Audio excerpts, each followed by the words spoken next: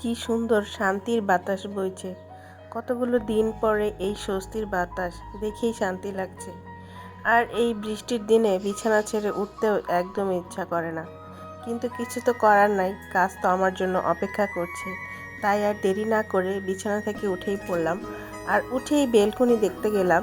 যেহেতু গতকাল রাতে অনেক ঝড় হয়েছিল, তাই বেলকনির অবস্থা কেমন হতে পারে এটা আমি আগে থেকেই জানি। তারপরেও আমি দেখতে গিয়েছি, আর এটা দেখে তো আমার অবস্থা অনেক বেশি খারাপ। এটা পরিষ্কার করতে আমার অনেক টাইম লেগে যাবে, কিন্তু কিছু করার নাই, কাজ তো আমাকেই করতে হবে। তাই আর দেরি না করে কাজ শুরু করে দিলাম। আর এইদিকে আমি প্রথমেই পিচিটাকে একটু নাস্তা দিলাম। আজকে সকালে ওদের জন্য টিফিন করেছিলাম পোলার চাল দিয়ে ডিম ভেঙে, একটু ফ্রাইড রাইসের মতন। টেস্ট অনেক ভালো ছিল, বাচ্চারা বলল। মানে বৃষ্টির দিনে একটু হালকার মধ্যে গর্জিয়াস যেটাকে বলে সেরকম টাইপের নাস্তা করেছি। তো ওকে খাবারটা দিয়েই আমি কাজ করতে চলে গেলাম। প্রথমে গেলাম আমার রুমটা গোছাতে। আর আমার রুমে এত পরিমাণ কাপড়, মানে আমি 2-3 বালতি কাপড় অনায়াসে ধুয়ে ফেলতে পারবো, কিন্তু কাপড় গোছাতে আমার অনেক বেশি বিরক্ত লাগে। মানে এই কাজটা আমার একদম পছন্দ না, কিন্তু কিছু করার নাই, কাজ তো আমাকেই করতে হবে, আমার কাজ আমাকেই করতে হয়। তাই দেরি না করে ফেললাম। এইদিকে আমার রুমটা গোছানো প্রায় শেষ। তো বলতে চাচ্ছি, আপনাদের কি অবস্থা বলেন তো? আপনাদের বেলকনির কি আমার মতন সেম অবস্থা? বৃষ্টির দিনে এই একটা প্যারা, মাঝে মাঝে মন চায় ঘরের সমস্ত গাছ, বিশেষ করে বেলকনির গাছগুলো ফেলে দিই, কিন্তু অতিরিক্ত মায়ার কারণে আসলে পারি না। তো যাই হোক, রুমটা কোনো রকম গুছিয়ে প্রথমেই বেলকনিটা ঝাড় দিলাম, কারণ এখানে বাচ্চারা পাড়াবে আর এই ময়লাগুলো বিছানায় নিবে, সারা ঘরে নিবে। তাই ভাবলাম যে যতটুকু সম্ভব শুকনো জায়গাগুলো ঝাড়ু দিয়ে ময়লাগুলো পরিষ্কার করে নিই। তো এই তো তাই করছি, ঝড়ের গতিতে কাজ করছি। আর এই দিকে আবহাওয়া এত সুন্দর, বাতাস, মানে দেখেন এই 2 দিন আগে কি প্রচণ্ড তাপ, মানুষের একদম খুব খারাপ অবস্থা ছিল। আবার এক নিমেষেই মানে এত সুন্দর বাতাস যে একদম মন থেকে শরীর থেকে সব কিছুকে শীতল করে দিয়েছে। আল্লাহ চাইলে কি না করতে পারে, তাই না? তো কথা বলতে বলতে আমি দ্বিতীয় বেলকনিটাও পরিষ্কার করে নিলাম। আর আমার বেলকনি অনেক ছোট, মানে মিনি বেলকনি বললেই চলে। এই কারণে দেখা যায় যে একটু পরিষ্কার করতে স্বস্তি, মানে সময় একটু কম লাগে ছোট যেহেতু। তো এই তো তারপর শুরু করলাম ঘরের সমস্ত কাজ একে একে করছি। তো কাজের ফাঁকে ভাবলাম যে 1 কাপ চা খেয়ে নিই। আর যেহেতু মেঘলার দিন, এই দিনটা তো মিস করাই যাবে না।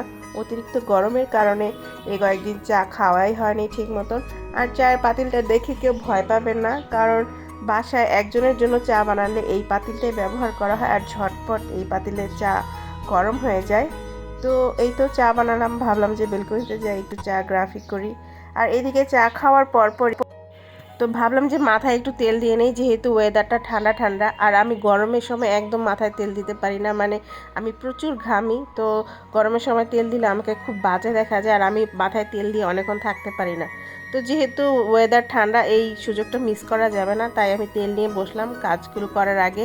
আর এই তেলটা কিন্তু আমি বাসায় হার্বালভাবে তৈরি করেছি, মানে নারকেল তেলটা যদিও কেনা, আর সেখানে আমি কিছু প্রাকৃতিক উপাদান মিশিয়ে তেলটাকে হার্বাল করেছি। এটা চুলের জন্য অনেক বেশি উপকারী, আর এটা মানে চুলকে এত সিল্কি করে। তো আমার তেলটা শেষ, যদি আপনারা চান তাহলে এটার ভিডিও আমি করে দিতে পারবো, কারণ আমি নতুন করে আবারও তৈরি করব। তো মাথায় তেল দেওয়া শেষ হতেই বাকি কাজগুলো করছি। এত বড় বাসা, মানে বিশ্বাস করেন আমার ঝাড় দিতে অনেক সময় লাগে। প্রতিদিন ঝাড়া মোছা করার পরেও কোত্থেকে যে এত ধুলাবালি আসে, এটার কোনো কারণে আমি খুঁজে পাই না। এই তো তারপর আস্তে আস্তে কাজ করে সব মানে শেষ করার পথে। তো এইদিকে দেখি বড় ছেলেটাও চলে এসেছে। আর এই কাজ করার ফাঁকে আমি রান্না বসিয়ে দিয়েছি। আর আগে থেকেই বলে দিয়েছি যে আজকে আমি খুবই সাধারণ রান্না করব। ডাল তো মাস্ট থাকতেই হবে বাচ্চাদের জন্য, আর এদিকে ভাতও বসিয়ে ফেলেছি। আর বলেন তো এটা কি দেখতে বাঙ্গির মতন? এটা মিষ্টি কুমড়া ভাজি আমার খুব পছন্দের। তো আমি ভাজিটাও করে ফেলেছি। আর এইদিকে 2 দিন আগে আমি পেঁয়াজের খোসাগুলো ওই যে কালেক্ট করে রাখতাম, সেগুলো পানিতে ভিজিয়ে রেখেছি। আর তখনই বৃষ্টি শুরু হয়ে গিয়েছিল। তো যাই হোক, কিছু করার নেই, বৃষ্টি আমাদের আরও অনেক বেশি গুরুত্বপূর্ণ, মানে প্রয়োজন ছিল। তো এই পেঁয়াজের খোসাগুলো পানিতে ভিজিয়ে রেখেছি 2 দিন। তো এটা এখন গাছে দিয়ে দিব। এখানে একটু হলুদ মিশানো আছে আর একটু চা পাতা মিশানো আছে। এটা গাছের জন্য অনেক বেশি উপকারী। এই পানিটার ফলে গাছে অনেক বেশি ফুল ধরবে, গাছের যে সৌন্দর্য সেটা অনেক বেশি ফুটে উঠবে আর অনেক বৃদ্ধি পাবে ডালপালা। এটা মাসে 2-3 বার দিলেই যথেষ্ট গাছের জন্য। আমি চেষ্টা করি মাসে 2-3 বার গাছে এই পানিটা ইউজ করার জন্য। তো আমি ঘরের সমস্ত গাছে এবং বেলকনিতে যত গাছ ছিল সবগুলোতে এই পানিটা ব্যবহার করার জন্য।